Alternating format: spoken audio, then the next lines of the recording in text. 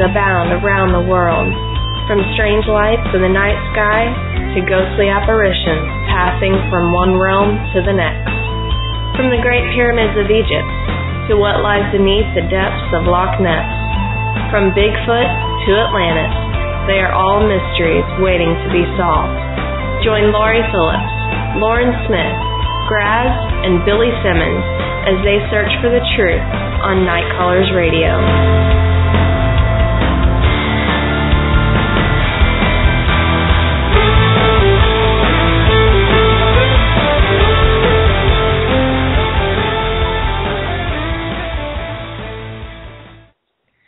Good evening and welcome to Night Callers Bigfoot Radio. It is October 16th. 15th. 2015. And you're here with Graz, Lori, and Lauren. How you guys doing tonight? Doing great. Absolutely what year wonderful. What year is it? Yeah. Who am I? God. It's okay. Oh, you're kind of bulbous with a little running around, so that's okay. We'll let Yeah. Yeah. It came out right as you needed to do your intro and Oh, of course. distracted You know. Yeah. I'm just wishing it was Friday. Maybe that's where I'm, going with that.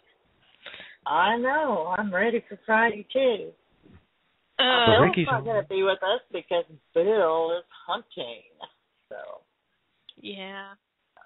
Yeah. Bill, We should just say he's out researching. That sounds better. all right. He's out researching deer. He'll be sitting in a tree stand someplace on his new property, 300 acres, to go play in the woods. I mean, really. I don't think any of us could actually go into the woods, hunting, camping, whatever, and not be researching as well. It's kind of a second nature. You're listening, you're looking, Well, he's always got it in the back of his head, but that's also why he keeps that 45 sitting right next Oh, to him. definitely.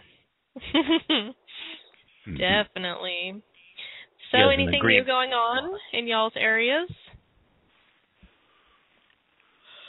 Well, nothing really new. I did do some research the other night, and I believe that there may have been 3 come up on us, and they mainly just blasted us with infrasound, and we saw some eyes shine. But other than that, then they just left. It was like they were all there, and then they were all gone. So, so that was basically it.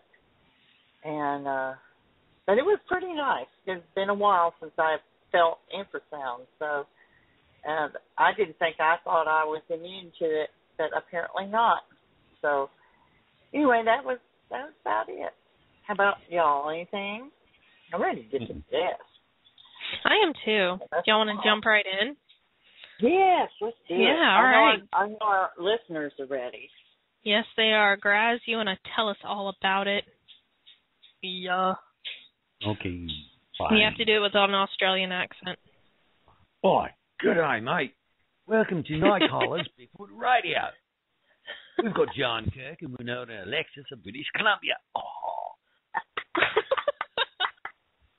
That's a start. That was great. All right, let's get serious. Winona Alexis is Lakota, Nakota, and Dakota from the Rosebud reservation in South Dakota, but she grew up in Virginia. Winona first became interested in Squatch in the 70s when she was about 11 after finding a book in her school library. Since moving to Canada, her interest in Squatch has gone up to a new level. She's been there for 16 years.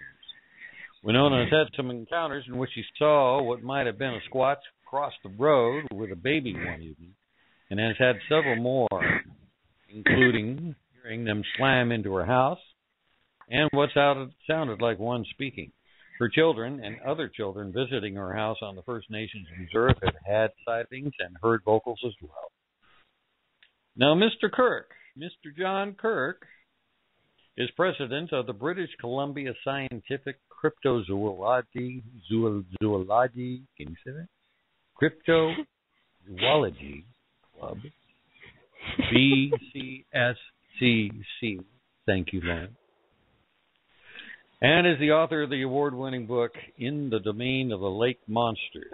John is part of a team of investigators that have searched for cryptids such as Ogopogo, Sasquatch, Cadborosaurus, black alligators, unknown cameloids,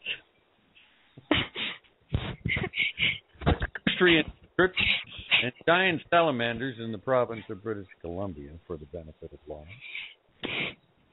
John has ventured far afield in his quest for evidence for the mystery animals of the world in many areas of the world, including Scotland, the Republic of Cameroon, and the Republic of the Congo. John is a keen student of police methodologies and investigation techniques, which he feels are very useful in the field of cryptozoological, I got through that one, research. It is John's hope that the day will come when cryptozoological researchers will be at the forefront of using technologies and equipment that are of the cutting-edge variety in their search for cryptids. Thank you very much. Thank you for that. Sorry. I cannot adult right now. Anyway, okay, let's bring him on. Winona? Hello. Hello. Hi. And John. Hello. Hey. Hello, it's so good to hear from both of you. Thank you.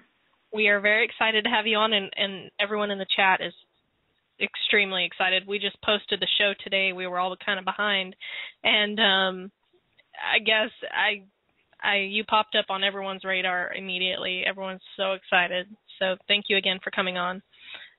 It's our great pleasure. We're really pleased to be here. Thank you. Yeah. Okay, so before the show started, we were all just kind of talking about recent events and such. Do y'all want to get back into that now that we can talk about it? Sure. Certainly. First off, you can talk about this little meeting that you had down in Texas. Yes, it was absolutely fantastic. Craig Woolheater and his colleagues at the Texas Bigfoot Research Center staged the original Texas Bigfoot conference. This is the 14th in the series, and the speaker list was basically a who's who of people in the realm of cryptozoology today. And they included Nick Redfern, Lyle Blackburn, Ken Gerhard, who's from the Missing in Alaska series you might have seen recently on History 2 channel, and Chester Moore, who's one of the finest wildlife investigators I've ever known. Absolutely first-class guy, and a certain gentleman from British Columbia who is currently addressing your audience. So what did you have to talk about? I spoke on two topics, one which is extremely broad, and that is Sasquatch in Canada. A lot of the time, people hear strictly about Sasquatch in BC because British Columbia is the place where so much of the activity has taken place. There are many historical references to things that have happened in BC. John W. Burns lived here. John Green lives here. Renee DeHinden was also here, John Bindenagel, Thomas Steenberg, myself. It's a very rich vein of ore to mine in terms of the Bigfoot world. But the rest of Canada has also had Sasquatch sightings, and a lot of people are not familiar just how broad the canvas is for those particular strokes. I mean, it starts in Newfoundland and works its way all the way across our nation to Vancouver Island in British Columbia. The other topic of discussion was Cadborosaurus. It's a creature that inhabits the coastal waters of BC. For a long time it was thought to be a serpentine reptile, but certain distinctive features have been observed, and particularly so in the Naden Harbor carcass photos from 1937, which proliferate all over the internet. And it's led us to believe that rather than this creature being one type of creature, there are several, one of which, the Naden Harbor carcass, is probably very, very likely to be a mammal. So that's what I was discussing down there, but there are also certain events in that general vicinity over the weekend that I think are very, very rich fodder for us to discuss today as well. What do you mean by that, certain events? Well, there was a conference that paralleled ours the week before, and it was held in Hanabi, Oklahoma. Now, Hanabi is an area in the Kiamites and Ouachita Mountains that essentially have been a fertile place for Sasquatch sightings. There was a famous one called the Siege at Hanabi, where the Humphreys brothers had to deal with a group of very aggressive Sasquatches, and this particular event was investigated by some of our people from the British Columbia Scientific Cryptozoology Club, who returned to Canada with glowing reports of what they'd actually experienced themselves and verified what the Humphreys brothers had said.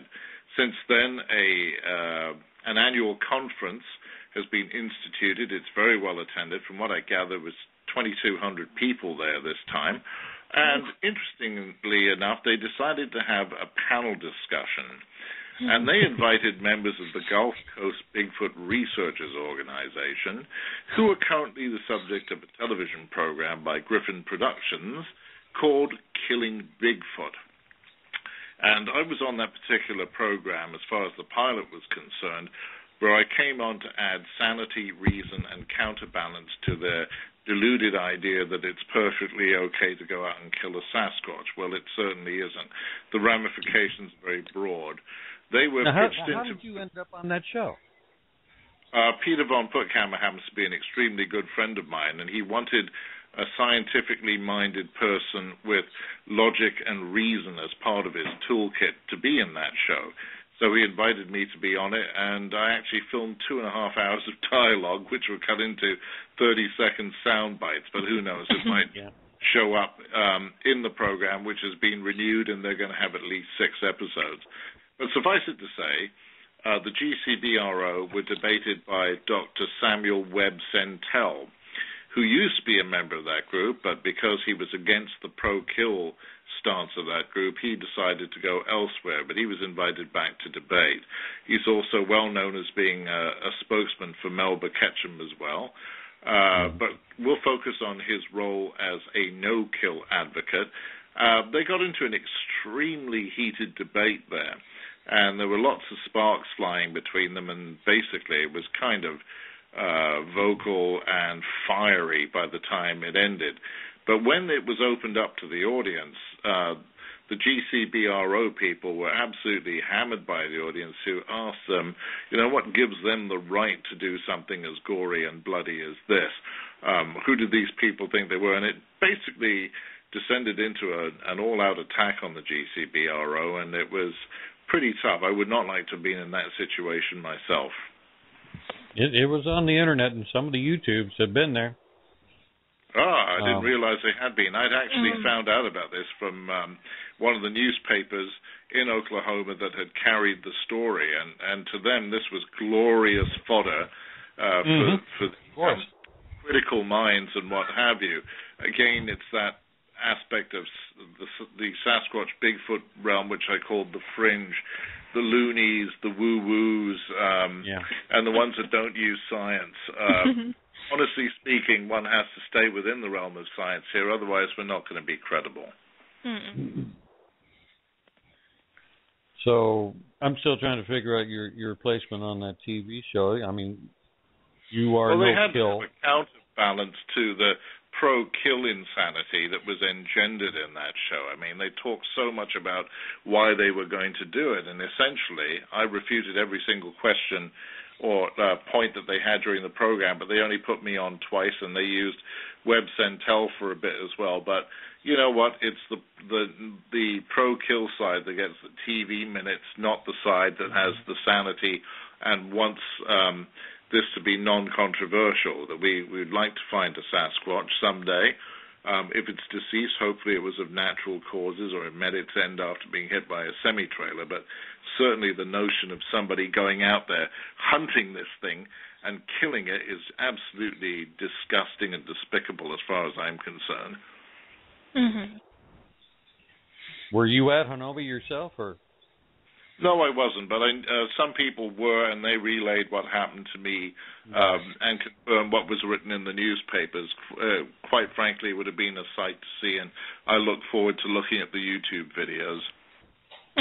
Yeah, and I saw a couple of people posting YouTube videos. It's mostly people in the audience who took the YouTube videos of the situation and put them on. But evidently that was a bit of a topic while you were down there in Texas. Mm-hmm. It most certainly was. So was Winona down in Texas with you?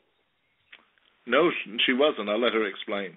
Yeah, I stayed here because my daughter, I didn't want to interrupt her school, and yeah. I was thinking if you were that close and I didn't get to go and meet you, I would have been sick. Yes. I'm so glad that I didn't miss that opportunity. Yeah, well, I definitely would have looked you up if I'd come down, that's for sure. Of course. John, I just wanted to say that I concur with you on how you feel about taking a Bigfoot life. And I'm glad that there is someone out there that is speaking up for the Bigfoot and for us who believe in pro-life for the Bigfoot. I cannot understand why someone would want to take a life. I actually belonged to the GCBRO for about 1 week. I got a T-shirt and a cap, and when I found out what they were doing, of course I was very young into this, and it just went against my grain. And even though at that point I wasn't even sure they truly existed, I still did not think it was right. And, so John, I do have to ask, I know you've been asked this a million times probably, but so I know that I'm the same way. I'm no-kill. However, do you believe that the only way they're ever going to be proven is to have a body? No, not necessarily. You know, recent developments have shown to us that the scientific community is open, to adducing evidence that isn't necessarily completely physical. I mean, there have been several species of birds that have been identified from photographs only. I know the old argument of, well, we know birds really exist, therefore if there's a picture of a new species, we're going to be inclined to accept that. But you don't have to kill a Sasquatch to adduce evidence. We have to find physical evidence of it, whether it's from hair, from the DNA obtained from any part of the body, whether we find materials or DNA in scat and that kind of thing. That's plenty good to start the premise that there is an unknown North American primate. In fact, if you read the book, Bigfoot in New England and New York, written by Robert and Paul Bartholomew back in the 1990s or early 2000s, they talk about the work of Dr. Warren Cook from Castleton College in northern New York, who back in the day when DNA was in its infancy, obtained a sample and it was sent off and it was identified as unknown primate. Now that happened in 1978. And similarly, other stuff was obtained, and it's also detailed in Vladimir Markotik's book about Sasquatch, which was a parallel publication to the Sasquatch Symposium that was held in BC in 1978 as well. So, you know, we've had some evidence already, but we need something a bit more decisive that shows where this lies in relationship to the other great apes and ourselves. There is no need to go and kill one. Not only do you run into moral questions about shooting something that is a hominid, therefore part of our greater family, we look at the legalities as well. What if this thing is very close to us and you kill one, it's from the same genus as us? There is the distinct possibility that you will be charged with homicide. There are DAs out there who want to make their reputations on controversial cases and what have you. This one would be one that they would lap up like a dog at a bowl, honestly. So therefore, those people who are advocating the kill position should really think twice about the moral implications and the legal implications. Amen. Preach it. Well, Winona, how do you feel about this? Oh, you know how I feel about this. Yeah. I don't believe. But our listeners don't. So eat it. Yes. Yes. I mean, I've hunted in the past. I'm not really a big hunter or anything, but it's all been for food. Food on the table, living where I lived, and a lot of sustainable living lifestyle. But, I'm not much of I don't believe in trophy hunting, and I don't believe in killing anything unless you're going to use it to sustain your own life. Well, you hunt pretty good with an F-150, I hear, so. Yeah. Got my biggest moose with an F-150. That's right. And it was delicious. Hey, there you go. Got a ride off on the truck and got a new truck and filled up my freezer at the same time. That works.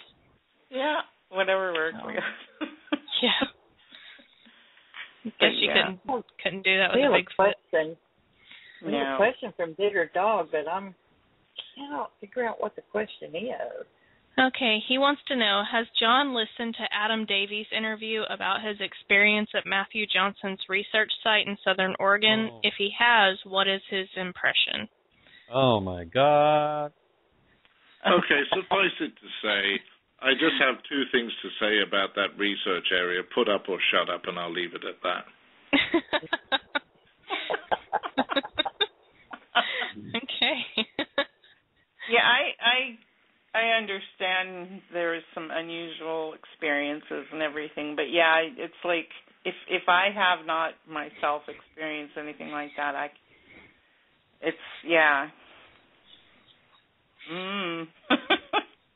have no problem with Adam Davies. He's in fact a really good friend of mine. We're both Makele and Bembe explorers. We've both been to Africa in regard to this particular animal.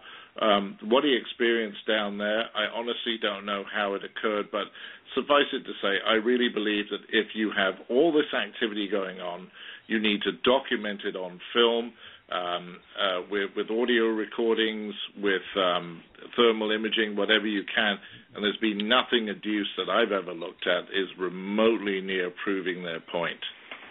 Right. They had 2 days. They had 2 days and equipment in the camp to be able to do that kind of thing, and so far it's all been subjective, so we're just going to have to leave it at that.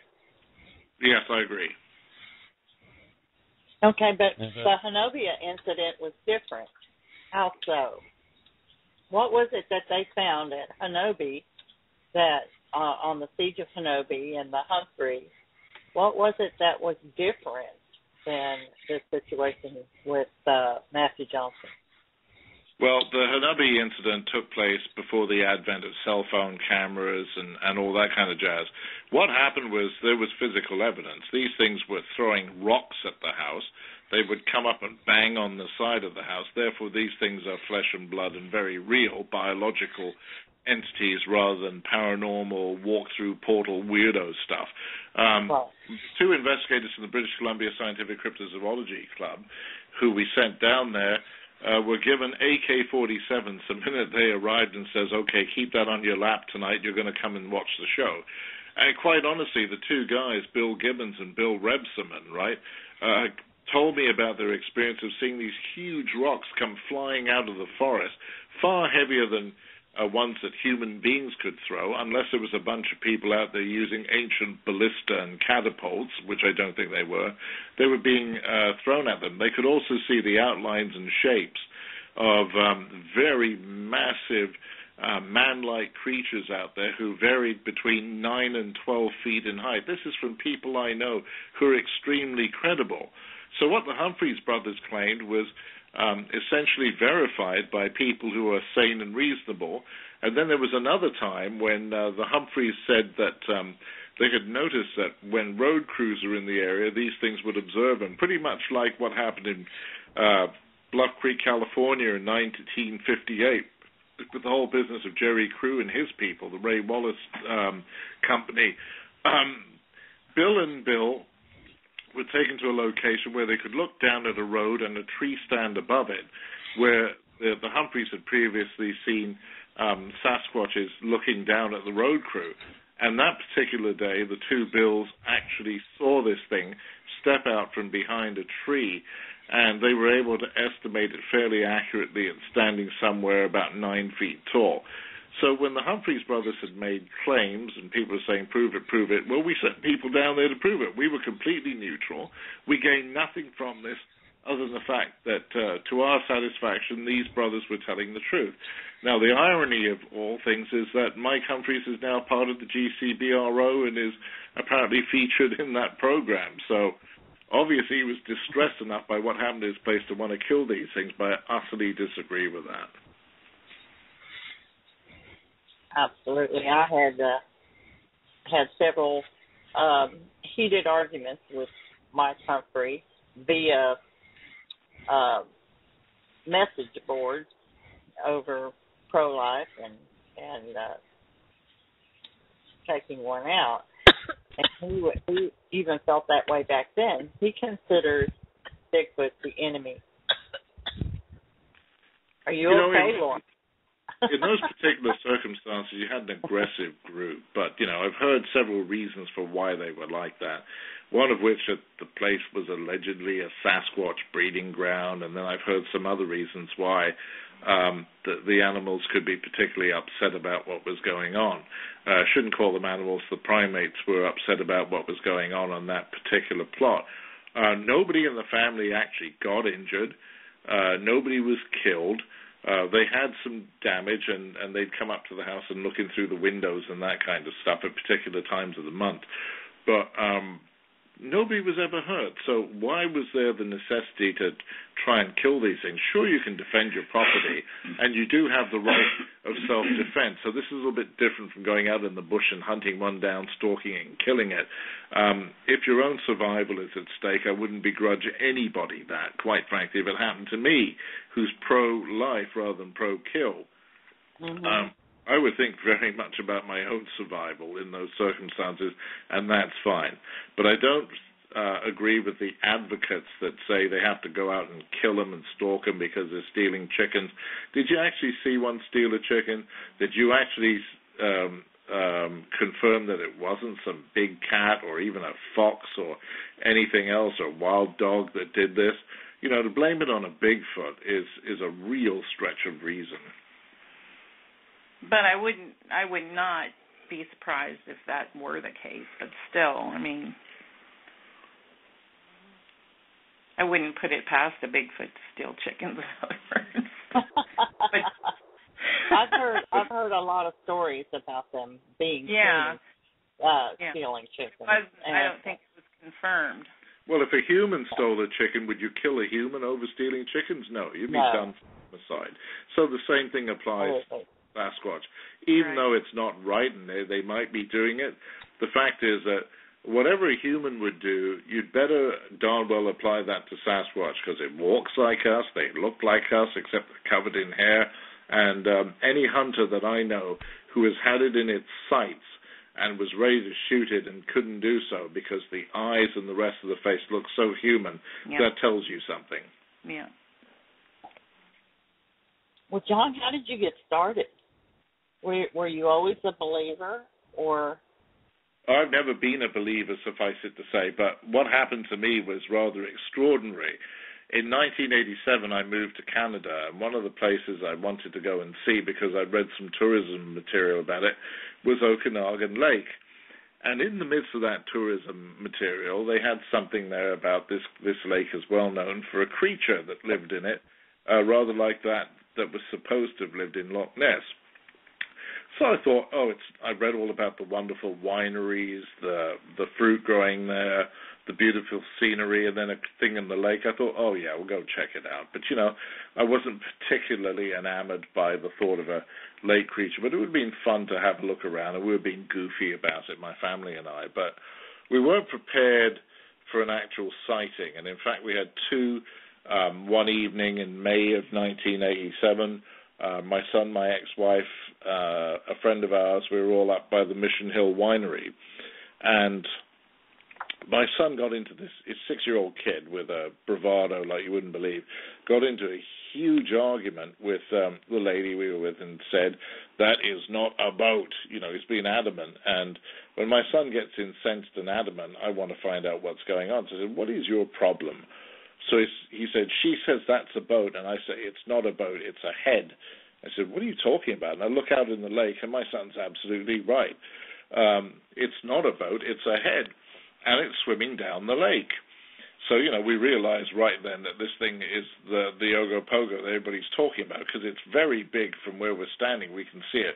We're quite a distance away, and it looks like it's probably somewhere between 2 and 3 feet long. It's big. So we watched it swim along, and then it turned towards the other shore and disappeared in the heat haze. And we were just beside ourselves, having seen such an extraordinary sight. Well, about 15 to 20 minutes later, the dogs on our side of the lake start barking and creating a real ruckus. So I look around trying to find out what they're barking at, sort of zoom in on where it is, and lo and behold, there's this massive creature with 5 humps sticking out of the water with an elongate neck and the same head that we'd seen earlier and a bit of a tail structure lying on the surface of the lake pretty still. And it rose, and then it sunk back under the water, leaving some kind of an oily residue behind. So that's how I got started. And then, of course, I had to go to where I was going to live in Canada. I couldn't stand it and decided to come back to BC. And when I came back to BC to investigate this creature, because I thought it was preposterous that nobody was trying to identify this scientifically, of course you get involved with the other cryptids of BC, particularly Sasquatch, Cadbrosaurus, and the giant salamanders. So I've been, pretty much parallel researching Sasquatch and all the other creatures along with Ogopogo since about 1988 onwards. So it's like 27 years of active Sasquatch study. And of course I live in a place where we've had some of the cult figures of this particular realm. We have John Green, Rene de Hinden, John Bindenagel, Thomas Steenberg. These are great guys that I've worked with, and there are many, many more here, guys from the BFRO, Sasquatch BC, and it's been quite a phenomenal journey. We've had our ups, we've had our downs, but I wouldn't swap anything that we've had because the experiences have been invaluable. Hey, have you ever had a sighting? No, I came very close on 2 occasions. I found 4 sets of tracks over the past 27 years, but on Christmas Eve in 1998, I was staying at my father's house in Skamania County, Washington, which has the ordinance against the harassment or killing of a Sasquatch. You can be penalized for that, right, legally. And my dad was the mayor of the town of North Bonnyville, and I went down there to have Christmas dinner with him. Actually spend Christmas with him. It was Christmas Eve, and he was making dinner in the kitchen. And there were 2 massive French doors there by the kitchen, and he was cooking away and decided to go out and have a cigarette. Well, when he walked outside, he absolutely froze in his tracks because seconds before, something had walked right past those glass windows, leaving 17.5-inch tracks in the snow. So he turned ashen, came back in and grabbed my son and I and said, I think there's something out here that you really ought to see. So we said, okay, let's have a look at this and find out what Dad's all upset about, because he was really pale. Anyway, I walked out there and I couldn't believe my eyes. There were the tracks, 17.5 inches long. I made depressions with my own feet and ascertained that my own feet only went 1/4 of an inch into the snow, and the depressions in the snow were 1 1/4 inches deep. Something really heavy had been chasing a a quadrupedal creature through the backyard. It could have been anything from a squirrel to a ferret or maybe even a mink. I don't think there were mink in Skamania County, but it certainly looked like the footprint. Anyhow, I was absolutely stunned, and my father said, "Did you just go out and concoct this?" And I said, "I was about to ask you the same question. Did you fabricate this knowing my interest in Sasquatch?" And he says, "Absolutely not." So I borrowed a camera from him to take pictures of this out there by flashlight, and I gave my dad the camera back because he wanted to use up the film before we could develop it, and of course, being the genius that he is, he lost it. However, a few years ago, I happened to be going through Christopher Murphy's book, Know the Sasquatch, and there was a part there about Sasquatch tracks, and some of them were discovered by Robert W. Morgan at Buncombe Hollow in Skamania County. Well, I took one look at the ones that Robert Morgan had found in 1975 and remembered vividly from 1998 what I had seen, and I put two and two together, that this thing had been in the area for at least 23 years and remained pretty much undetected other than the tracks that it left.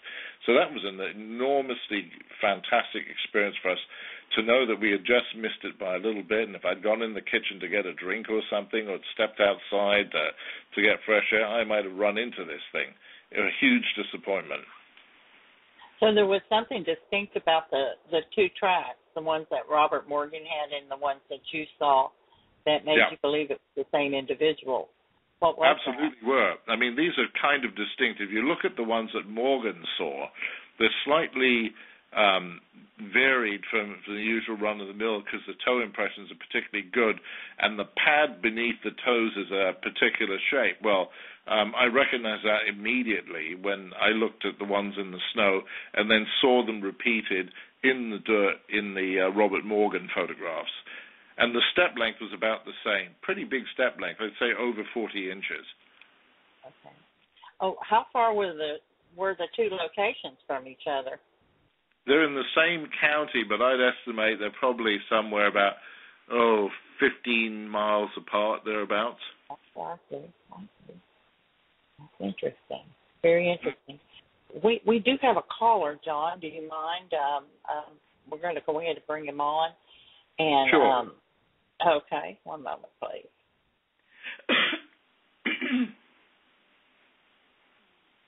Hello, 662.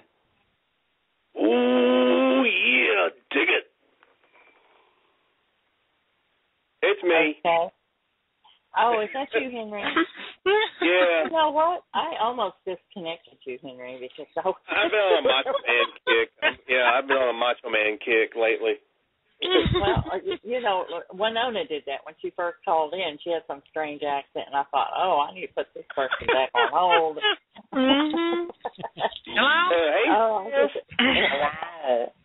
Hello? It's everybody's night to, grass speaking Australian, and oh my goodness. How you doing, Henry? I'm doing good. Hey, sis. Hey, Henry. Hey, John. How you doing? Very well, Henry. Thanks for the wonderful reviews of Discovering Cadbrosaurus on Amazon.com. You couldn't fool me. I know that is. Oh, sure. No problem. I absolutely enjoyed that, and In the Domain of the Lake Monsters. Thank you very much. You're a great guy. Cheers, mate. Wanted to ask, John, now you've written one book and you've co-written another. Are there any plans to write a book based on your expertise in police investigation on Sasquatch? I'm not going to do one with the police investigation stuff because it's a conflict of interest, right? So I can't do that. But I certainly have some ideas for a book on Sasquatch. In fact, two books on Sasquatch. One about the creature itself, things that I've observed that we're not going to be culling from other people's works or previous experiences. And another one I'd like to write about is the people in the Sasquatch realm themselves, the variety of them, the different types, everything from the scientist to the lunatic fringe, because the human beings in pursuit of the creature are almost as interesting as the creature itself. Yeah. Yeah, that's the truth. Mm-hmm.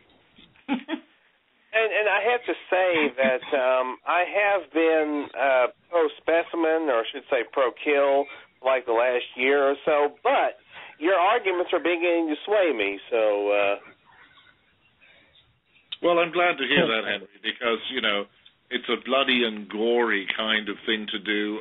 It's dangerous not only to a Sasquatch, but also people in the area. I mean, there's a tendency by humans to be trigger happy. Some guy could be walking through the forest and hiking, and they can't see who it is in the dark, and they kill another human being. That's a terrible consequence of this kind of behavior.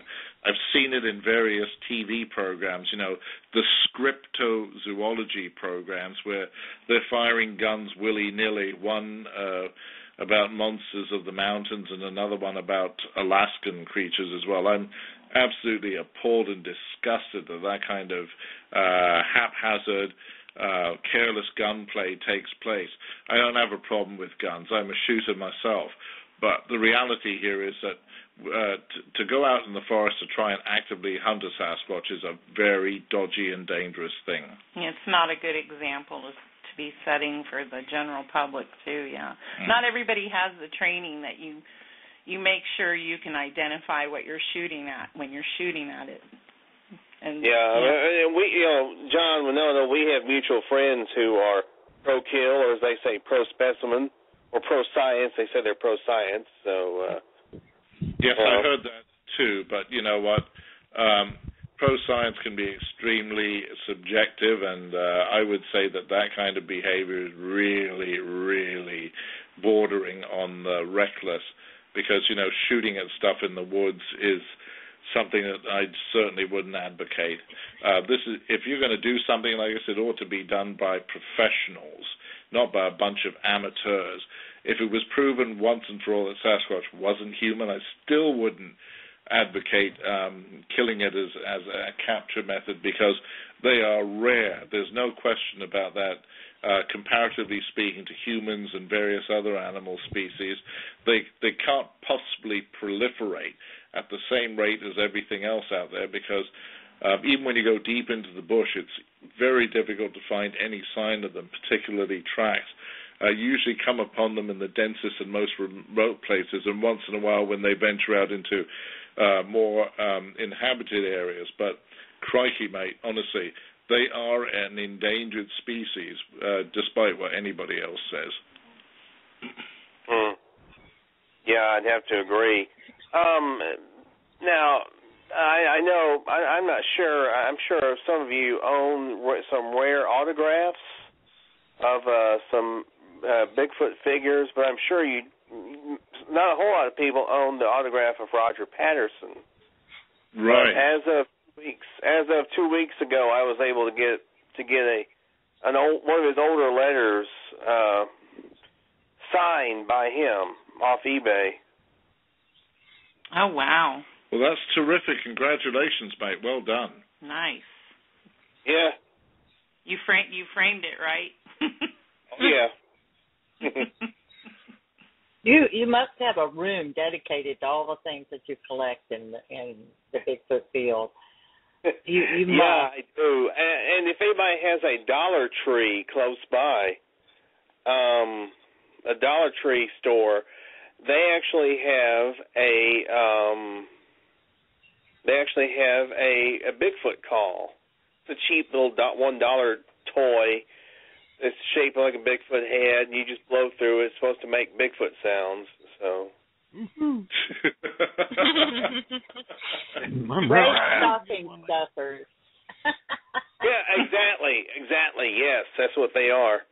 Okay, I can sell you since I have multiple. Oh, cool. I'm sure he does. I know who that is too. I know who I can sell you is. Yeah, he's in the chat room. Mm-hmm. I know. I just figured out who it is. But anyway, I am looking forward to seeing hopefully John and Winona coming back to Ohio in May. Yeah, we're hoping to do that. We can't confirm yet, but it's certainly in our things to do next year, and it would be very nice to come back to Ohio and support Mark DeWerth and all the wonderful people who work with him to stage an absolutely first-class conference. Yeah, absolutely. I mean, I mean, it's the one to go to every year. Everybody says, that's the one to go to.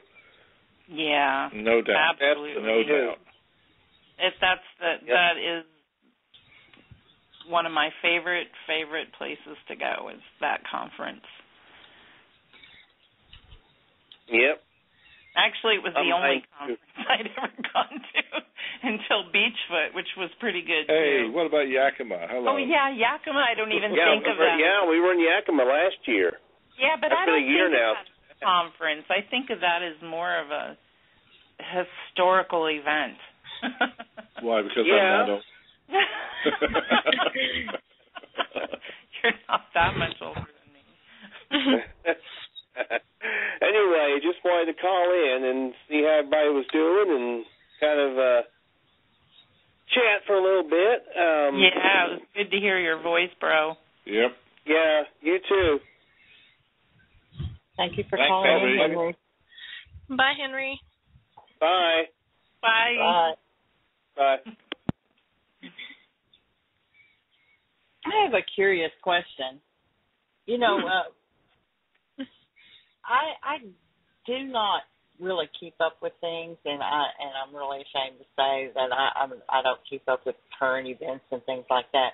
But is the TBRC and the Wood Ape Conservancy, North American Wood Ape Conservancy, are they two separate Texas? Yeah, they most certainly are. But they worked together at one time and then they separated. Is that what happened? Yes, that's correct. I think there are divergent viewpoints in regard to the whole kill, no kill thing. That's important. And also some philosophical disagreements as well. So they have formed two different organizations and they work completely apart. I see. Well, that is interesting. Mm-hmm. That is interesting. And when was the TBRC, when was that conference? Was it the 1st of October? It was held just last weekend, actually, on the, I think it was, the 10th. And it was in Jefferson all day. Okay. How about that? Well, I missed both of them this year, the Hanobi and also the Jefferson conference. Mm-hmm. I hate that. Oh, Way dear. it is. Oh, dear. Yes, oh, dear. John, I'm fascinated with the idea that instead of just a Bigfoot book about Bigfoot, you're thinking about doing the psychological implications of searching for Bigfoot. Yes, indeed. I think that there are some unusual, there are some innovative, and some utterly crackpot ways of looking for this particular creature. And I think that, if you're going to do the nut bar route, well, you have to be able to live with the criticism of it or the examination of it. Quite frankly, all the people who are talking about portals and Sasquatch, mentally communicating with them telepathically and all this kind of jazz, that kind of leaves you in the realm of the not to be believed and the crazy category.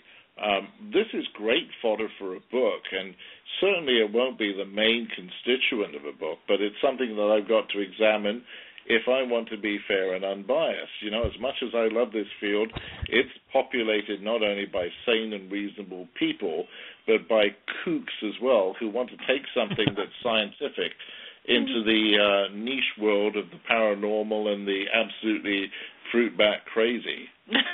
Woo-woo. Well, I think it has a lot of crossover into just about any of the fringe belief systems, including UFOs and ghosts and poltergeisting and things like that. You're going to have the people who are rational enough to be able to stand back, keep themselves out of it, and look at it from an objective kind of point of view.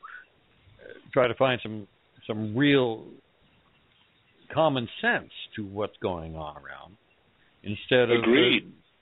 I think it has a lot more to do with the person who's looking at the issue than the issue itself. And then, too, Graz, I think one of the things that one has to be absolutely honest about, a lot of us are not in this for fame and fortune. It's pure curiosity, and we would like to see this extremely long-lived enigma resolved at some point. But there are people out there who want to create cult followings, so they come up with some outlandish new idea to, bring in the masses. It's a fresh new idea, although it's something crazy. There's an ego component to this as well, and I'm just being absolutely blunt and frank, because unless this is where the term drinking the Kool-Aid comes up all the time. Mm-hmm. You're drinking the Kool-Aid going into this woo-woo stuff, and it's pretty much a cult following. Yeah. It is a cult following, but it gets bigger and bigger every day, because Bigfooters by nature are extremely impatient. They want this resolved, and therefore any new inkling of anything seems to give them further energy to continue in the search. But then it takes you off into deviant places and what have you that really are not part of the norm and the reality. And so, a lot of energy is wasted pursuing these crazy ideas and what have you, when all energies could have been focused on something more productive and real. Well, science has to be patient. The whole thing is that anything that someone can come up with is, it's subject to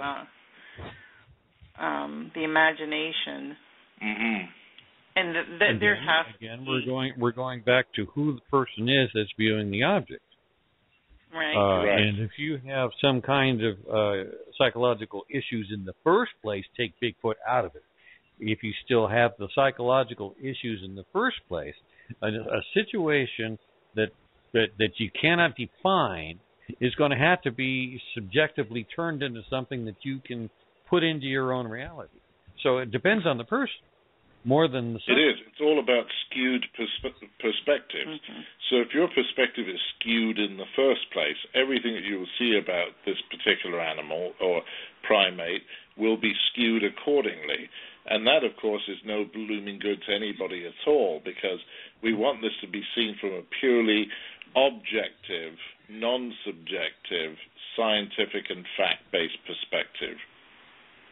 I call it the Mona Lisa syndrome. Get 10 people and ask them why Mona Lisa is smiling. Everyone's going to have a different opinion about that. And it all has to do with your own filters in your mind. Yeah. Mm-hmm. Humans being human. Yep, that's a fair assessment. I mean, granted, we can have a little bit of a problem with them, but I'm to the point where I just put my hands up and say they're just humans doing human things. I have to allow that to happen because you can't change it. That's just the way humans are. When they're all looking at one thing, they're all going to be looking at it through their own filters, and you're not going to be able to change that. Well, some of them you can, some of them you can't. You can change some mind, but you can't change their filters. No, you certainly can't, but you can deal with those who willfully do so, despite the fact that it's readily apparent it is not a reality. There are people that continue to adhere to this. I've seen some stuff lately that Bigfoot are leaving glyphs out and all that kind of jazz, and it just horrifies me that they know full well that Sasquatches don't do that, yet they continue in the deception for whatever reason. Okay. On the other hand. Yeah. On the other. We went through a bit of a glyph thing ourselves for a little while. Yeah, and I still do see these certain things, and then I see water. I see these certain configurations of sticks, as you will, and then I'm like, okay, there's water ahead. And I've done that in Pennsylvania, Ohio, Alberta, and BC. I've seen these things and said, there's water coming up. Yeah, that's fair enough. I mean, I'm not talking about that. I'm talking about written sign language and yada, yada, yada, and they're able to read it. There have been some that go over the edge by saying, this is a symbol, this is my symbol for me, that's my name. So they're walking along seeing their name when the Squatch are basically leaving it for themselves. As other Squatch are passing by, they maybe understand this, There's some kind of cultural symbolism going on there that we can't understand. If somebody's looking at that again through their psychological filters and saying, that is my name, and that kind of thing. You do see some of that out there in the social realm, let's say. Here's the thing. It's a possibility that they are making manipulations, but you can't say that it is because there's no real proof that it is. Well, it's not so much the issue of they're leaving things. Yeah, maybe they are, but again, as Graz said, subjective filters. Suddenly they're able to read that crazy stuff like the name of the Sasquatch is Melchizedek, and they're leaving messages from the Book of Mormon Bible. I mean, are you freaking lost your flaming mind? No. This again is the filter of the person who observed it. I was the one that gave Joseph Smith the gold plates. What? That's the one. Or somebody sitting on the John talking to Patty. Exactly. Okay. Yeah. Jedi Sasquatch, the master is teaching his disciple here. We have the Sasquatch master teaching the human who's in telepathic communication with Patty. I mean, come on, mate. You couldn't write this stuff for science fiction or Monty Python. This is far beyond the realm of nuts. It'll make good copy for your book, though. You can have some fun with that. Very good. And you asked for it. Speaking of having a little bit of fun, I think it's about time we take a quick intermission. Okay. Lori, you agree? Well, Lori must be on her own intermission there. Okay, we're going to take a break for about 8.5 minutes. So everybody go do some stuff and have a little fun. Be right back. Drink. I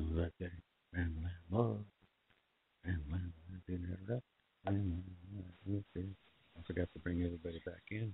Yeah, thanks for that. There we go. I was getting on that song too much. Mountain, Blackfoot, that was awesome stuff.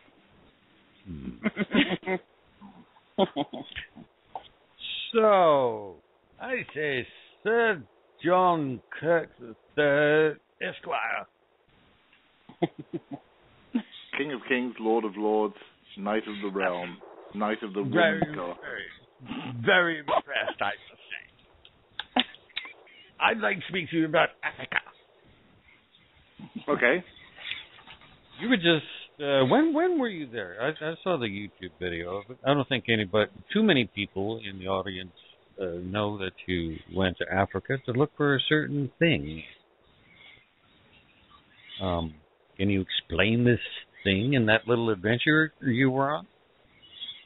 Yes, certainly. This is an animal that has been reported upon since 1776, when the Abbé Poyat of Louvain in France was doing missionary work in the southern Cameroon along the border with Congo.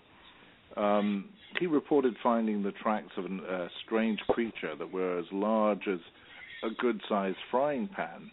And when the locals were pressed as to what this creature was that left these prints, he kind of described it as being a gigantic reptile, something similar to the order of the sauropod dinosaurs that we've discovered in paleontological digs and what have you. So this was basically seized upon by various people over the next 100 years, most notably Freiherr von Stein zu Laubnitz, who was a German officer who in 1913 ventured into southern Cameroon and ascertained that the name of this creature was Mokele Mbembe. And he gathered quite a few eyewitness reports of this particular animal, but with the advent of the First World War, he had to cut his work short. It wasn't until about the 1970s when a gentleman by the name of James Powell was doing crocodile studies in Gabon that he heard about a creature that's remarkably similar to Mokele Mbembe.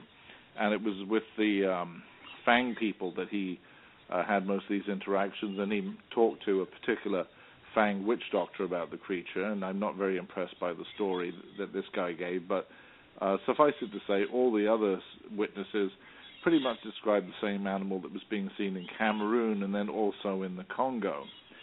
So in 1980, Powell and Roy Mackle decided to venture to try and get as close as they could to Lac Tele in the Congo, where reports had come back that this thing was being seen. And with the assistance of Pastor Gene Thomas, Powell and Mackle were able to transverse a lot of different river systems that were part of the greater Congo river system there in search of this animal, and talked to a lot of people, including a colonel in the Congolese army, a pastor of the church, and a school teacher, and a variety of pretty sane, incredible people. The next year, Mackle went back with a huge horde of people, Richard Greenwell, and a bunch of Americans, as well as some Congolese assistants and what have you, and they had a pretty decent go at it, but they didn't find the creature, but they again gathered reports. Subsequently, Bill Gibbons has taken upon himself the mantle of the modern-day Mekele Mbembe investigator, and he had been there in 1986 and 1992, gathering reports and evidence as well.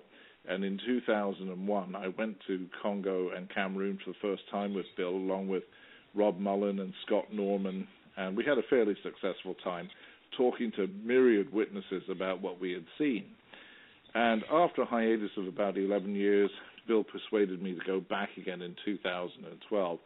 And I'm very pleased that I did on this occasion, because an event took place that will forever change the lives of Bill Gibbons and myself.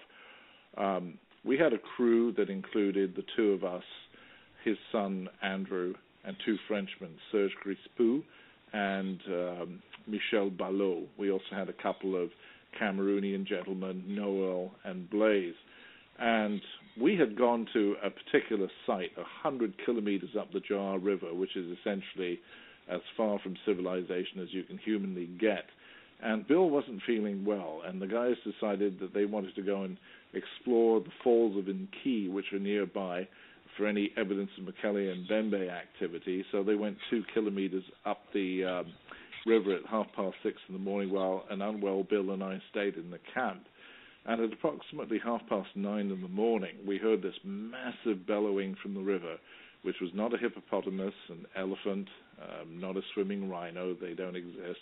Crocodiles don't vocalize like that. Wasn't a chimpanzee, wasn't a gorilla, nor a hyrax or any of the jungle birds. This was a bellow that was absolutely amazing. It started off about 300 meters away from us, drew to 200 and bellowed again.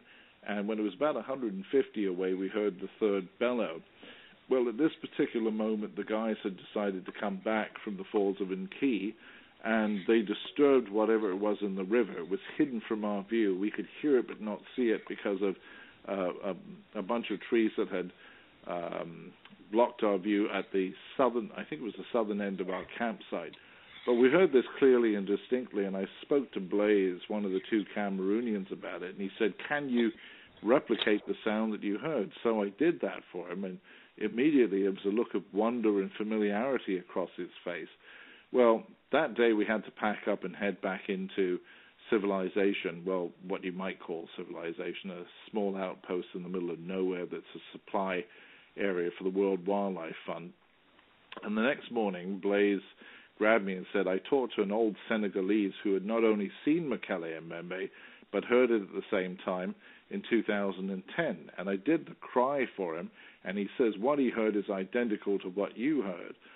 So I met the old Senegalese, and he asked me to do the sound, and I did, and he says that's exactly what I heard. And so we were heartened by the fact that somebody who had actually seen it and heard it verified what we had experienced. We're the first people ever outside of the indigenous Africans to have heard this, or for lack of a better word, the first Bwanas have ever heard this. So that's been a field of interest for myself and Bill for the last decade or so, and I'm not sure I'll ever go back. The hardships and the deprivations are incredible in that part of the world. It's not like going out glamping. It's dirty. Your vehicle gets stuck in mud. All kinds of dangers there as well. Well, they're not really too set up in there for any kind of travel. You explained that to me one day. Yes, indeed. About The vehicle's breaking down all the time. You just have to take what you can get, what's out there. The vehicles were okay. The trouble was the roads were not. They were just like churned up mud pits, Right. And twice we had to get pygmies to help dig us out. So what do you consider that thing to be? Something like a Bronto or something like a Stego or something? Do you think it's actually reptilian? It's definitely a reptile. There is a theory that these might be some kind of bizarre monotelids, but I've never heard of one that's got a bulbous body or, a long neck like a sauropod would have, certainly not a monotelid. Let me just switch phones. Yeah, how's that? Do you hear me? Yep. Yeah. So, I really don't know what it is. I would love for it to be a dinosaur, but I'm not willing to stick my neck out right now and say definitively that it is, because there needs to be a hell of a lot more work, and we need to get a sighting ourselves, or somebody who's outside of the African community.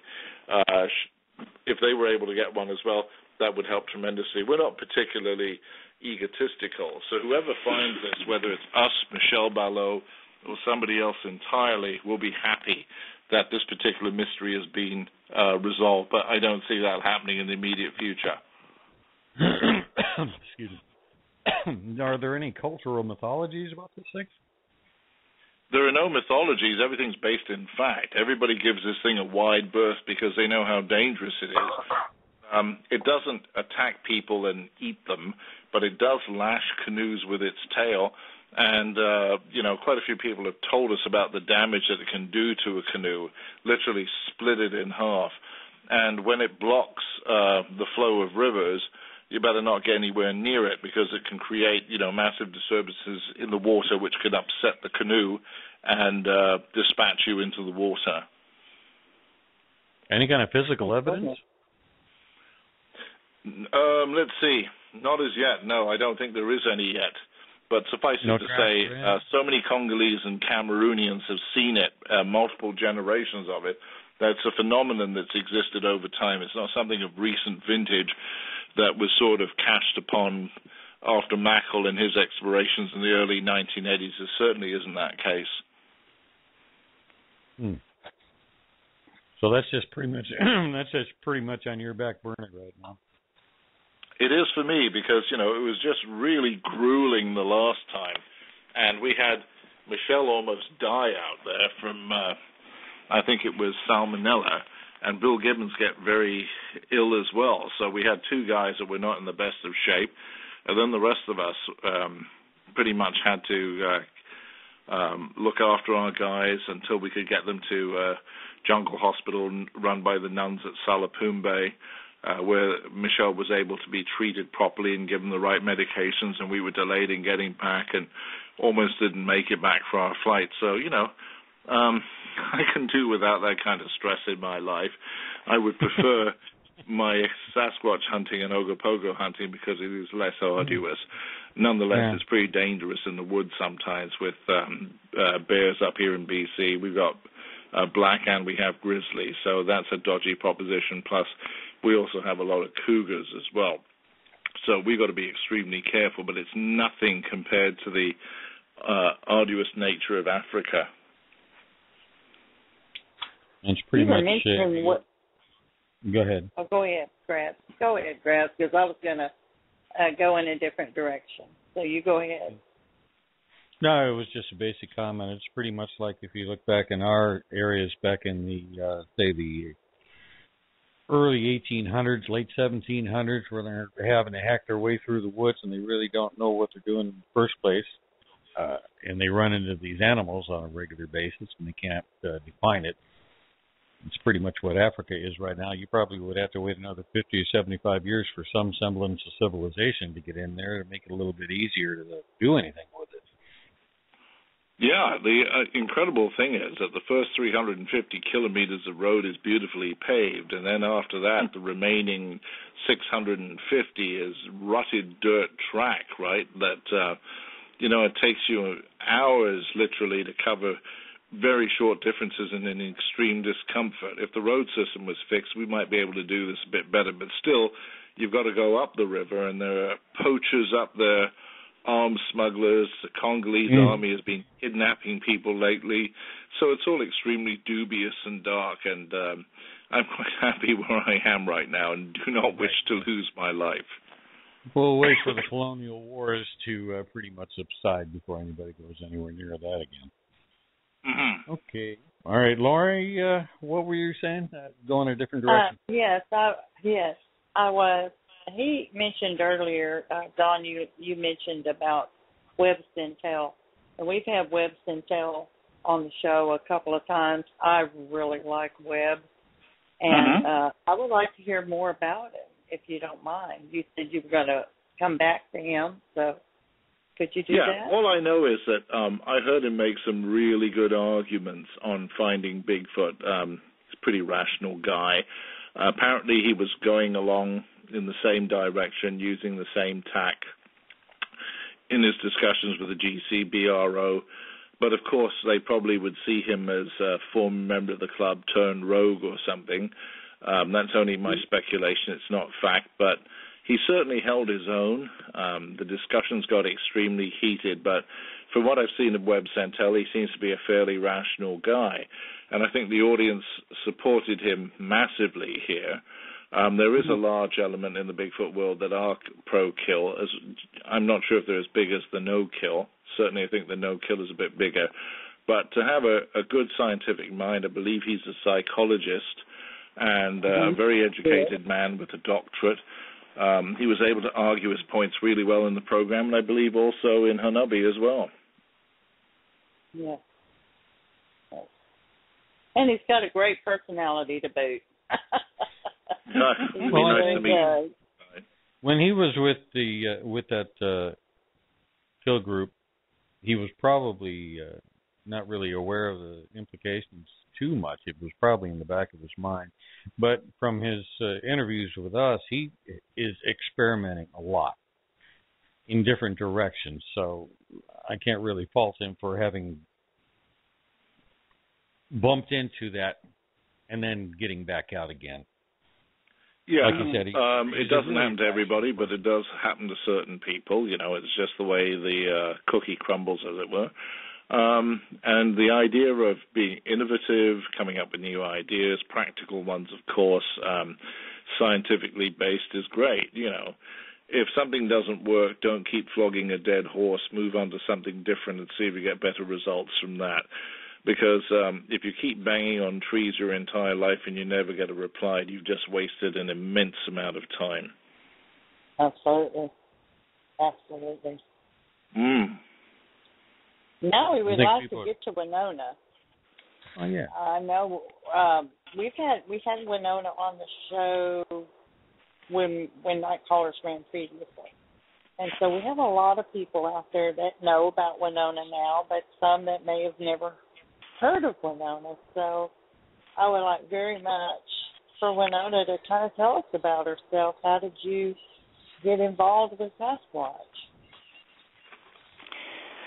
Yeah, that was I think I was on your show in 2010. Yes. A couple times, and one was about a roundtable discussion on the pro-kill, the anti-pro-kill. No-kill. How I started into this was when I moved to the Alexis First Nations back in '98, and one of my first experiences was when one of the grandmas was teaching me how to make dry meat. It's where we cut very thin moose meat and we hang it to dry under smoke. Over smoke. Excuse me, got a frog in my throat. And then we were hearing noises as it got dark, like footsteps. And the grandma said, we have to box this up and bring it inside the house. And I said, what is it? Is it a bear? And she said, no, it's Zhijing. And I was, what's Zhijing? What is that? And she said, she leaned towards me and she goes, that's a Sasquatch. Oh! I was like, okay. So we boxed up the meat and brought it in. And I had a couple of other odd experiences during the early years there, and also had some other elders, and I, broached the subject with them because of that incident. And they had all kinds of interesting stories, and I mean their personal experiences, because they haven't been encroached on by modern society until just recently. Like, they didn't have electricity there or indoor plumbing until the early 70s. Electricity first entered the reserve in the late 60s. And the people who, I remember living there, and there was no internet there or anything until 2008. So, and many people don't even have phones. It's a different world up in Alberta. So the way that they would still live was partially subsistence living, where they go out to the wilderness and camp several months out of the year, and they have a lot of experiences from doing that. Some people stay out there all year long. So, I don't know, I started to wonder, is there something around my house, right? Right. And then I did have my first, what I think was my first experience, although at the time I didn't think it was a Sasquatch, where I had, my dogs were barking all day, or for like several hours, and they were barking what seemed to be in circles around the house, like first at the front, then the side, then the back, then the other side. And I was thinking, not knowing like how coyotes behaved back then, that maybe coyotes were just harassing my dogs. So I went out the back door and I slammed the door and I screamed, "Get out of here!" Right? And then I heard my right. I heard like a tree or like a limb snap, or a stick snap.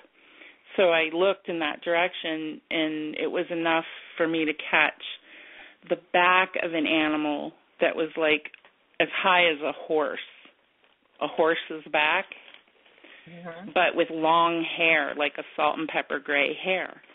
And so I kind of froze there and just thought about that for a minute, right? And it didn't equate with anything that I knew of in the animal kingdom, at least not in Alberta, if anywhere else. So I didn't think, I just could not think of what it was. And then all of a sudden I kind of became a little panicked and decided I should go inside. And then I went inside and stood in my kitchen for a while, just kind of stunned, right? Yeah. So I never thought of what it could be. I never would have thought like Sasquatch, right? But then I guess when my son was 9, we were driving in the truck up the road close to my house, kind of up around the bend from my house. And this thing crossed the road in front of us, so I had to stop the truck, right?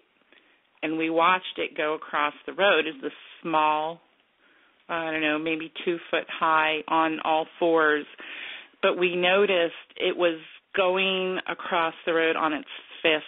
It had little hands and fists and arms, had a little round head, and it was reddish-brown hair. So I asked my son, "Did you see that?" He goes, "Yeah, I saw that." I was like, "What did that look like to you? What kind of animal?" And he's like, "Baby orangutan." Wow. And I was like, "Yeah, it could be a baby orangutan." In the middle of Alberta. Yeah, and in late fall, no less. Yeah, it dawned on me, there's no way. So the only other thing I could think of was maybe a baby Bigfoot, right? Right. Yeah, so, and then I started, looking into Bigfoot, books, whatever I could get my hands on, online eventually as we began to have internet on the reserve. And I started seeing things that knocking on trees, different things that I had heard for years. When I first moved there and I was alone for a couple months, I kept thinking, who's back here behind my house chopping trees, right? Mm-hmm. And there was nobody. There's nobody there. My nearest neighbor is a mile down the road. And so things like that kind of became, started to fall into place. Then I found my first ice print. Well, I call it the ice print because it was a Bigfoot in ice, right? Mhm. Then I decided, this was around the time that I not too long after I met you guys and all, I decided to start looking around in the woods and found other snow prints and different things. And eventually, since I was last on the show, I've had all kinds of other things, of course, happen.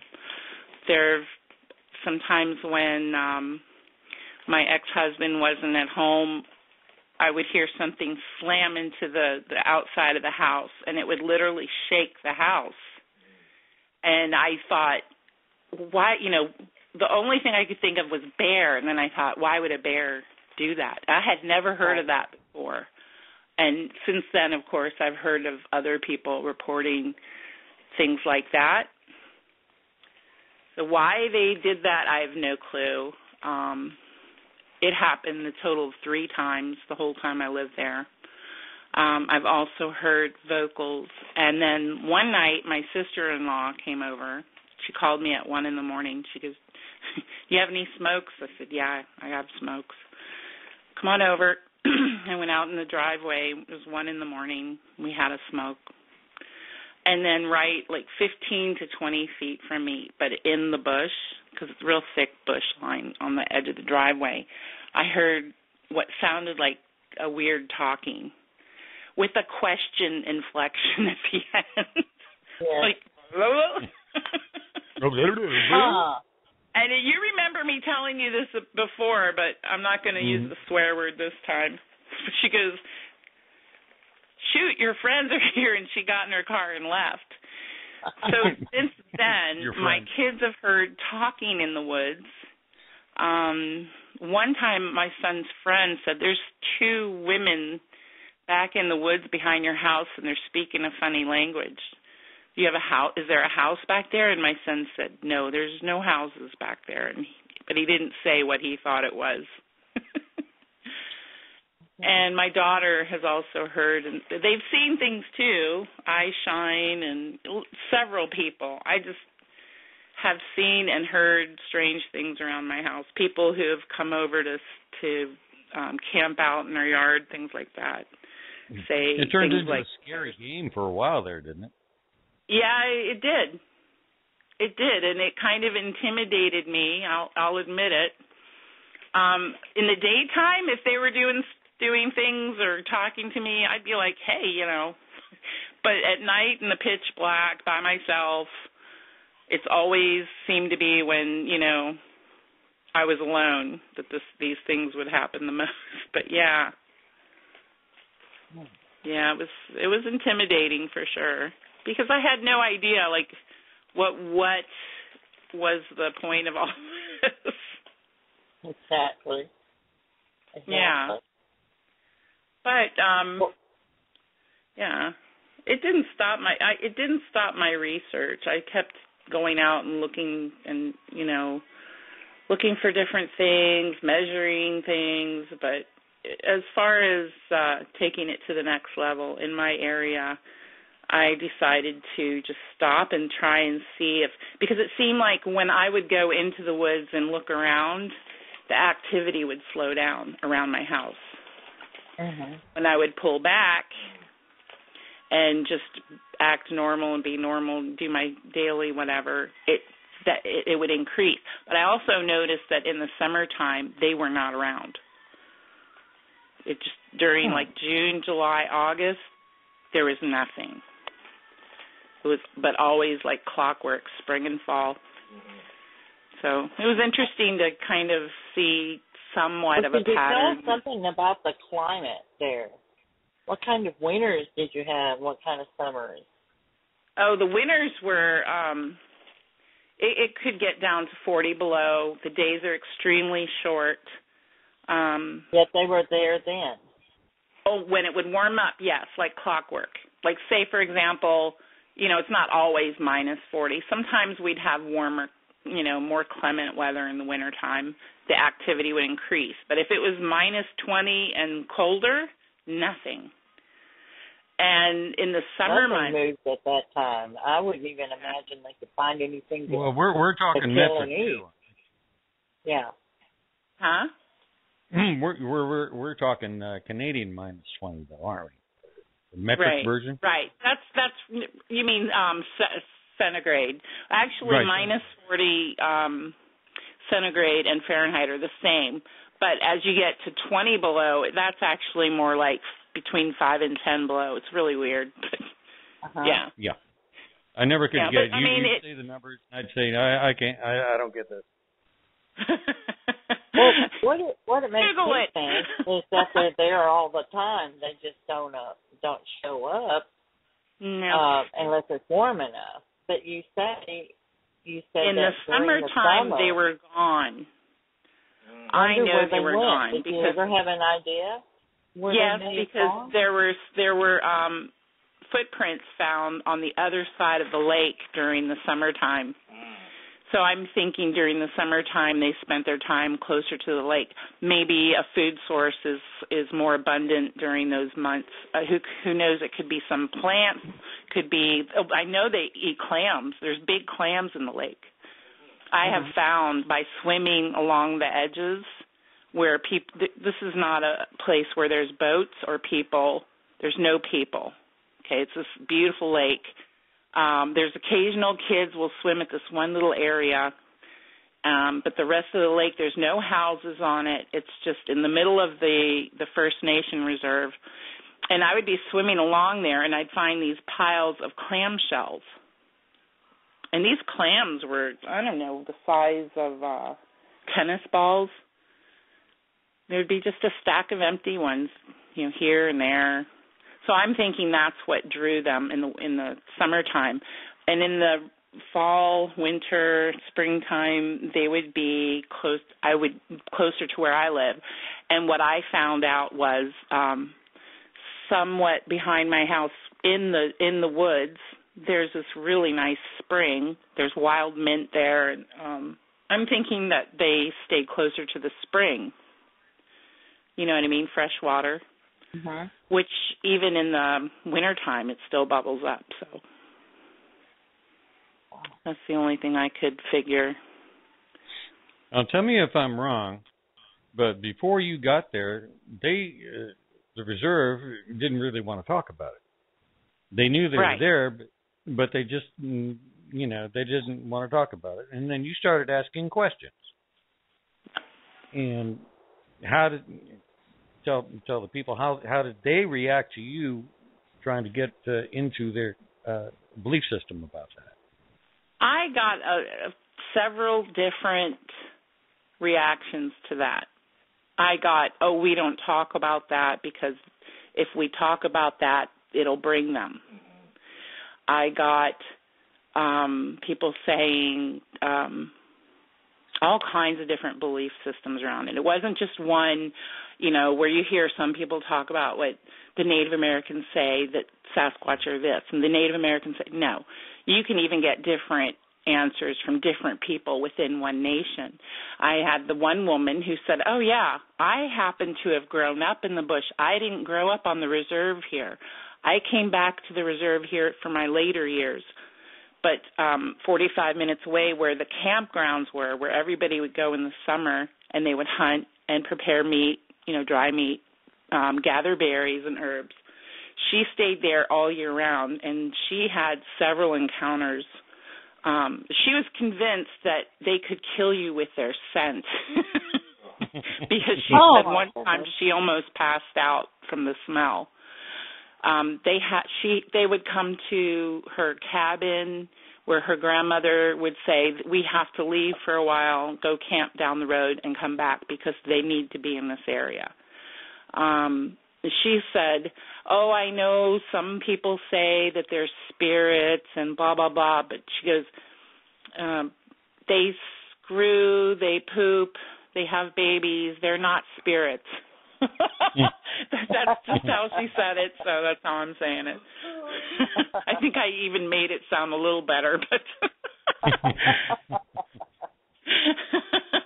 I don't think she used the word poo, but anyways, she's like, and I know because I grew up in the bush. They didn't. They grew up on the res. So yeah, there were several different, and then there were some people who said they're part spirit, part animal. There's some people that said, they're otters that shapeshift. They're cannibals. I even heard that one. So, but cannibal could mean, because of the way that Native people think of life forms, they separate them into, two-legged, four-legged. Do you know what I mean? So that could mean who knows what. You have to kind of have that perspective, and I can't go into that. It'll take too long. So yeah, that was basically it. But after a while, it was an interesting experience. They started looking at you as a bit of a go-to girl when it came to sightings. You had some people actually calling you and telling you about what's happening. That's as soon as the word got out that I was talking about them to people started to come to me, but they did not want other people to know, because there's a stigma that comes with seeing something out of the ordinary. Either it means you're gifted or there's something wrong with you, and that's why you saw them. They came to you because you're not doing what you're supposed to be doing in life, and there's things like that. So that was people wanted to tell me what they had seen. They wanted to know why they saw it, and I said, well, it's just you happen to be in the right place at the right time, or the wrong place at the wrong time. Right. I'm sure it's nothing more than that. They exist out there. Gossip that they had about you. That there was something special about me because I would see them. You mean? That you're interested in them, and that. The other thing. Experiences and things like that. What kind of cultural implications are put on you from their perspective? It varied too. It just varied from person to person. I did have someone come and tell me you shouldn't be looking for them, and I said, you know what? They came into my life. It wasn't the other way around. Amen. Yeah, and why I don't know, but I have a sneaking suspicion because years ago, it was just a few years ago, I had a woman approach me who was at my late grandfather-in-law's cabin, which happened to be down the road from my house. And I knew him. He used to, before he passed away, he would come by and visit. He'd walk up the road, and sometimes we'd meet on the road because I walk a lot. Apparently, she was at his cabin, and what she told me was they heard noises. They were having tea. That's a kind of another way of saying they were visiting for tea, It's a way of visiting. They heard these strange voices outside his cabin, which was way in the woods. He didn't have electricity, or he had an outhouse and a wood stove, Mm-hmm. There's still quite a few people living like that. And he says, don't worry. He goes, those are the tatamani. That means big, big walkers. And they live around here, and they want my scraps. So he brought some moose ribs, a plate of moose ribs outside, she said. He placed it on the ground near the bush, and he came back in. And she said, well, are they going to take it? And he said, yeah, they'll come and take it when we're not watching, and then they'll bring the plate back and put it there. So she said that that was just terrifying for her, and she didn't want to leave until the next day, daytime, because it was getting dark, and she had heard about what was happening around my house and decided to tell me that story. So that was pretty interesting. I kind of wonder if they didn't follow him to my house one morning or something. Exactly. Yeah. So it's an interesting combination between you and John. Okay. Yeah. You have a more. Yeah, I would be interested to hear you two in a discussion about Sasquatch, because John is so logical and And you mean Winona's not? and Winona is more of an experiencer. And you know what? Nothing that she's experienced is negative or implausible. All of these things are pretty much within the realm of possibility, so that's good. If she was a woo-woo that was walking through portals and watching Sasquatches shape-shift and leaving biblical messages in twigs all over the forest, then I don't know if the two of us would be as aligned as we are, but we're actually very, very similar. We have similar thought processes and logic and what have you. Yeah. So I think we're very complementary to each other. There really isn't anything that we're divided over. Right. That is great. I just wondered because, well, I don't know. You two seem so completely different, but yet you find the common ground there. And oh yeah, we do. Yeah, we're not completely different. We're actually more similar than we are different. We have some areas where we diverge, but it's nothing serious. Yeah, it's all small. It's titchy stuff, as we Brits call it, titchy. It's not major league, so it's all good. Yeah. Well, you guys know me too. I mean, yeah. I'm a show me kind of person. Yes, you are. Most definitely. So, what are y'all's plans? What kind of things do you have in mind that you're going to be doing in the future?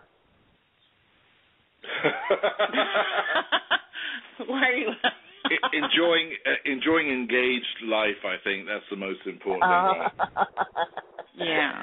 The cryptid's the second. We're just too lovey-dovey at the moment. Oh, yes. Oh, yes.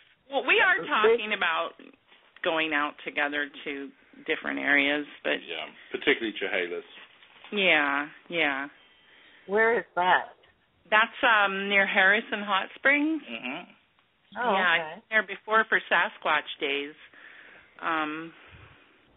It's where John W. Burns, the guy who coined the name Sasquatch, taught and worked as the Indian agent for the Chehalis Nation there. And the area is rich with sighting reports even to the present day. So that's a great place to go. If we're going to go out and do any other than that, we have been to. We did go to the Gifford. Oh, Gifford Pinchot National Forest in southern Washington, which was fantastic. Yeah. We did some work up there with a whole bunch of people. Yeah, that was real fun. That was a lot of fun. I even got into an argument with a member of Finding Bigfoot over what a footprint was. We won't say who he was, but we were with one of them, and he said it was an elk slide. There's no way on bleeding earth is that. Well, he didn't know that I'm a tracker. So. And even then, we were very friendly about it. We just chose to disagree. Yeah, sure. I mean, you in time of being involved in these things and with other researchers and with other enthusiasts, it gets to the point where you're tired of making big fusses over things. Well, it's like anything else. Like we more often than not. You have to allow people their indiscretions. Yeah. And I think it's a lot of, having respect, and having the right to agree to disagree, and having respect for someone that disagrees. And just because you don't agree with somebody, don't throw them out the window. No. Absolutely, there is going to be something that you're going to learn from this individual. If you how somebody did you notice, saying yes, all the time. There's kind of an evolution taking place a little bit between people, who are enthusiasts, researchers, whatever. It's an evolving relationship. Do you think it's getting better than it used to be? Yeah, or is it the same old, same old? It depends. Of course, there's always some up-and-coming people who, start some things all over again. Same old, right. But if you've been in it as long as most of us have, you've seen this recycling over time.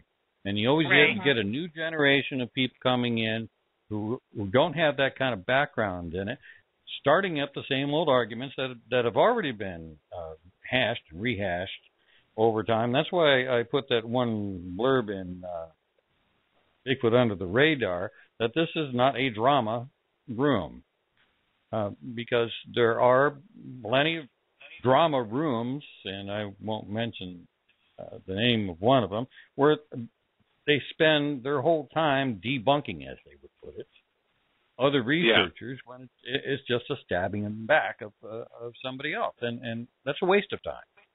And it makes everybody else look bad. It makes the whole thing look bad. Well, there are quite a few groups out there whose sole purpose is to debunk. That shows, in and of itself, a lack of objectivity. If your sole goal is to debunk, then you've basically set yourself up for criticism, because you're not open to any new data or any informative data that would either, how should I say it, support the hypothesis or even confirm it. Right. If you're spending all your time debunking, you're not doing any research. No, you're not. Most of the debunkers have never done a day of field research in their lives, so it's very easy to sit comfortably in your comfy chair for the Spanish Inquisition gets you. But where's my pillow? Yes. I shall torture you with this wonderful feather. This feather will inflict great pain upon you. No. But suffice to say, pillow. The pillow, the comfy chair. All of which just begs the question, well, if you haven't done a day's field work in your life, what qualifies you to speak? Hypothesis? Well, anybody can blow hypothesis out of their behind, but, proving it in the field is another story. Did I say something rude there? No, not at all. That was the cleanest way it could have been put. I like to look at it as if, I use the example of there are groups out there that collect doorknobs. And one doorknob is going to be the battle of the century between several members. And there's going to be other members who are going to try to kick back and say, no, wait a minute, everybody calm down. But it's the way, like I was saying earlier, about humans being human. You have to expect that kind of thing. And just allow it to happen, watch it go off in the distance, and do your own thing. Right. It's funny you chose the analogy of doorknob, because for British people, a doorknob is a person who is crazy or has absolutely outlandish ideas. So you picked the right one. I swear I've had a past life in Britain. I can't believe it. No. Stop being a doorknob. Where are you from? I don't know. It's okay to have theories and throw around theories, but you always have to keep in, that it's a possibility, but it's not written in stone, and quit trying to make it in stone. Mm-hmm.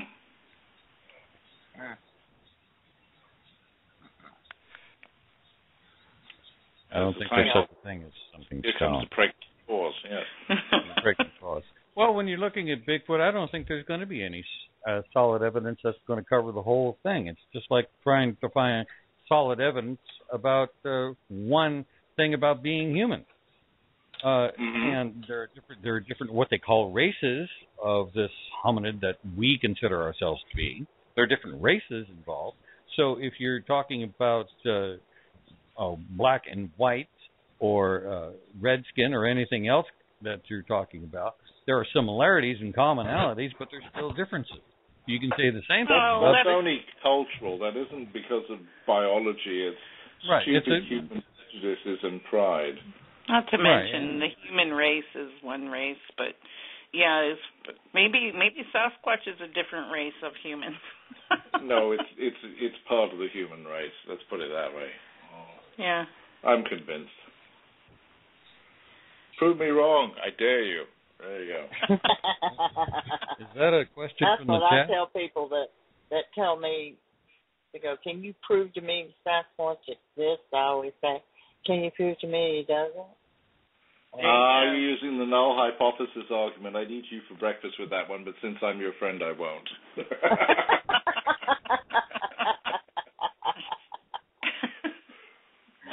We do have a question. Lauren, you want to go ahead and relay that question?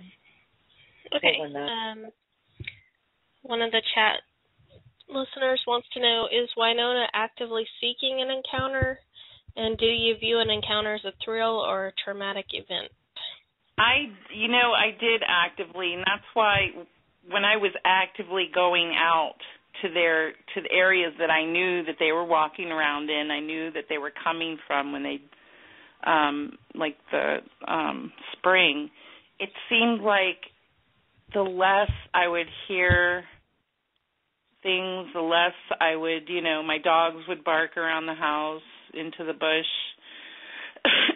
So I decided I'm going to try a more laid-back approach because I would have loved to have had an interaction. The one time that I had it talking to me, had one or something talking to me from the woods by my driveway there, my dogs came running around from the other side of the house. My sister-in-law took off in her car, and the dogs are standing there like they do, barking into the bush, which, by the way, I've seen them chase moose.